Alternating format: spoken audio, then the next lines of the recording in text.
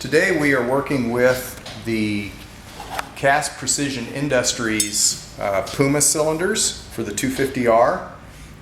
The one I'm holding in my hand is a 78 millimeter bore Puma cylinder, a very high quality part, amazing casting qualities. This could be, I think this is aerospace quality. I'm amazed at how nice the castings have turned out. They're very accurately, transfer port heights are extremely accurate. Transfer port angles are very, very good.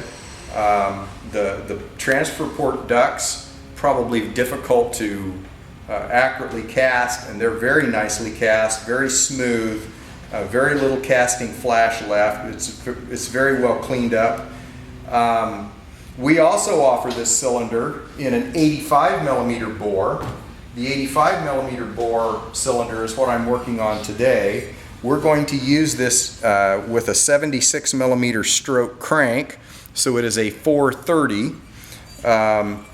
And on the Puma that we're working on here, we have done some port work with.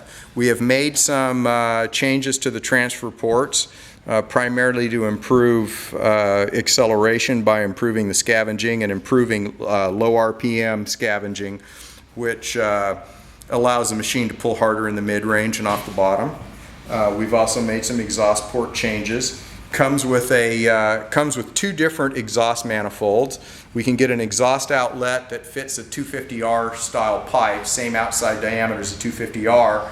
On this particular cylinder, because of the displacement and because of the type of riding that the customer is going to do with it, we're running the bigger exhaust manifold. We'll run a bigger head pipe, and so it's going to be more of a peak horsepower, more of a drag race kind of a layout. Uses a CR500 intake manifold. We're using a V-Force reed valve off of the CR500.